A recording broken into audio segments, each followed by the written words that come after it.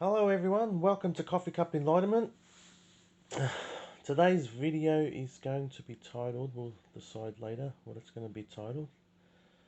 But today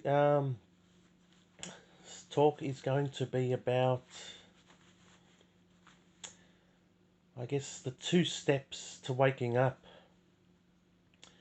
And the first step is to become aware of the substitute identity's comments and its reaction to its own comments. And the reason why we do this is so that way we can distinguish and discern between our comments and reactions and the substitute identity's comments and reactions. And really, consciousness doesn't really make any comments. It's the day I became enlightened a few years ago, temporarily for 1.5 days, there was no more comments. There wasn't a commenter anymore. So we've lived in it for thousands and thousands of years in the absence of the recognition of what it's like to live like this, in the absence of the commenter. So it's not really meant to be believed in, what it's like to live in the absence of the commenter. It's just one day it might be experienced, but what happens is that it gradually lessens the commenter. Like for instance, me waking up this morning is the commenter is probably 99% less absent, is less sort of there compared to how it was when I was 28 years old. And that's because my consciousness recognizes that I'm not that commenter. I don't identify with it anymore or mistake it as who I am anymore. And therefore, its comments are not believed in, and therefore the reactor, which is the substitute identity as well, the reactor of the commenter, which is the substitute identity as well, both of them are the same. It makes comments and it reacts to its own comments.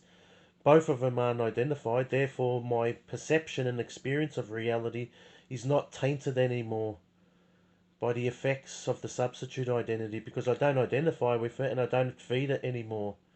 If you keep feeding your substitute identity with identification, it'll keep doing what it does. It basically has no life of its own. It is given life by you as consciousness.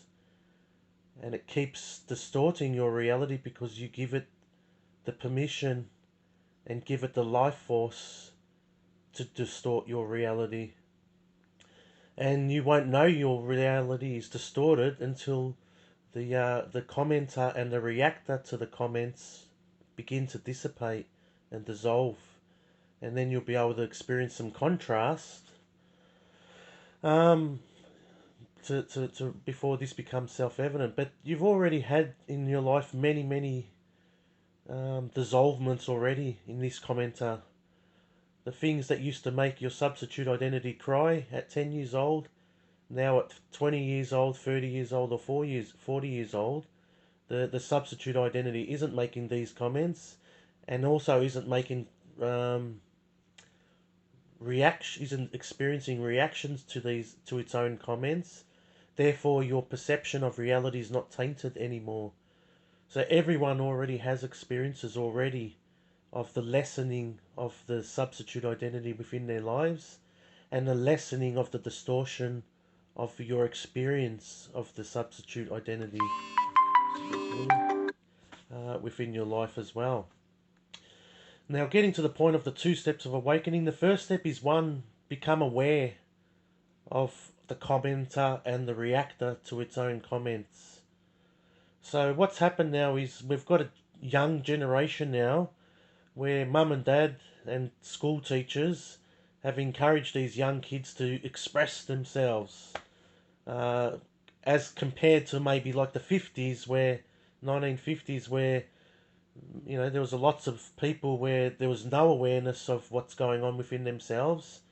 There was absolute 1 billion% belief that the experience, the distorted experience that they were experiencing, was caused by others, rather than recognizing it was caused by the substitute identity imposing comments about others and creating a reaction based on its own comments.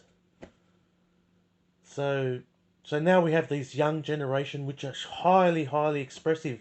Mum, I feel this, I feel that, I feel this. This is a quantum leap compared to how it was in the 50s and very beneficial. But there's a grievous, grievous error going on that is being overlooked by 7 billion people, and that is that this expression isn't our expression, it is the substitute identity's expression. The one feeling this way is 1 billion% believed in by the president, by the prime minister, by the janitor, by everyone, pretty much. These comments of expression are is interpreted as our feelings, as our comments, as our opinions, and and this is really what's causing like an epidemic in a suicide epidemic with the young kids at the moment. Suicides have gone through the roof, and what coincides with that is that we have an extremely high expressive new, I don't know what the millennials or whatever you call them, new culture coming up, where you have these young kids. If you watch these Jersey Shore shows, they speak with 1 trillion% conviction. You made me feel this, I feel this, I feel that, because of this I feel that. And all these comments are great compared to how it was in the 50s. It's a quantum leap in awareness. Now that we're out of a generation now that we can express what's going on and we're easily detecting what's going on, that's fantastic. But the next step of evolution of the humanity, and pretty much the last step, is now getting to the point where, okay, yes, we're very expressive, we're becoming very good as a culture of what's going on within ourselves. But now the last step to waking up is all of those comments and all of those reactions to its own comments have absolutely nothing to do with us whatsoever. It is the substitute identity playing its own story out on the stage, and we're the ones who built the stage, and we're the ones who give the substitute identity the power to give its voice. Because if you don't identify with the substitute identity anymore, it just disappears. It's like that story where they say which wolf, um, you got the angry wolf and the positive wolf or something, or which one, I don't know, I can't remember, but which one lives the most or something, and it's the answer to it is the one that you feed the most. I've got it totally wrong, but it doesn't matter. I don't know if you get the picture. Yeah, it's basically whatever you feed, and then it'll just keep it alive. So if you keep the substitute identity alive, then so it will continue to make its comments, so it will continue to make its feel a reaction to its own comments.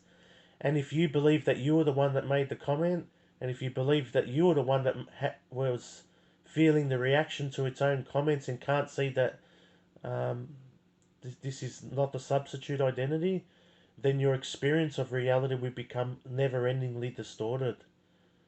You won't be seeing your reality. You'll be seeing the reality perceived through the eyes of the substitute identity, and it's subject to never-ending distortions. And ultimately it's always heading in a direction of destruction. So yeah, that's something to consider. Is the last step? Maybe that can be the title of today's video. Is humanity's last step to awakening? Is one recognizing that the truth already that you've experienced is the things that used to make you cry now make you laugh. Recognize that as your evidence and proof. It's slowly pointing towards a direction that to realize that you are untouchable. Consciousness has never been touched, will never ever ever be touched, never will be touched, can be touched, because it's not content, it's not subject to content. It is the substitute identity which consists of content, and each one of those content is an idea, which is a bundle of ideas precariously held within your head. And this, represents this ball of ideas. And this is consciousness, and this consciousness is identifying with this ball of ideas, which has been born from birth. And this ball of ideas was not present pretty much at birth. It was only present on an energetic level, not on a linguistic intellect level.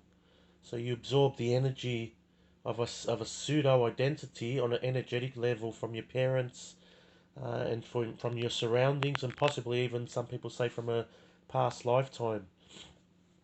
You bring this pseudo identity into this world so you can undo it and transcend it. But the substitute identity is there for our transcendence. It's not personal. It's not there to make our lives difficult. It's a figment of our imagination, temporarily identified with, in order to bring forth consciousness into self-realization of what it actually is, which is contentless, ever perfect, immaculate, ever whole. And I'm not saying these words to boast a substitute identity. It's just a fact, because it doesn't consist of any content. Whenever we're in a state of relaxing, then our substitute identity has subsided. And then all of a sudden, our consciousness remembers the substitute identity and all its stories and all its worries and cares for the world. And then we believe it to be our cares and worries for the world. And then we become distorted in that reality of its reality. So just know it's the substitute identity which is speaking on our behalf, and it's also reacting to its own comments on our behalf. And until we see this, we will never, ever, ever endingly be caught into this spell of distorted perception, distorted reality. We won't see that true reality is actually neutral. It is what it is. Similar to when you're in a relaxed state, there's hundreds of things throughout your day that don't bother your substitute identity, therefore do not distort your perception of reality. So you already have, every day you have experiences to prove this. The things that don't disturb your substitute identity disturb your family members' substitute identity when you're in the same room as them, experiencing the same situation as them, or vice versa. So there's proof as well that it's not reality, but the labels put upon by the substitute identity, and the substitute identity experiencing its reaction to its own comments. But ultimately what powers all of this is your identification with both of them. The commenter, the substitute commenter, and the substitute reactor to the comments of its own comments. So if you don't identify anymore, there is none of that anymore, and neutral reality becomes distorted evermore. And that's what waking up's about, is living in the absence of this pseudo substitute identity, which is a fiction in our head, but temporarily 1 billion% believed in at the time. And that's what keeps it alive. When it's not believed in anymore, it disappears. Gone. It just becomes a figment of our imagination, and then what was already there, the ever wholeness, ever perfectness, ever immaculateness, it becomes revealed as self-evident as your default identity, as consciousness, as contentless consciousness. So you won't need to believe it, you experience it more and more, and you're already experiencing it more and more when you're in a relaxed state. That's evidence that the substitute identity isn't believed in. And just notice whenever there's a disturbance within you, always, only but always, the substitute identity has become re-identified with, and its stories, and its what it consists of, what it thinks is its identity, and what you give life to being as your identity through identification. And that's about it. Thanks everyone for watching. Goodbye.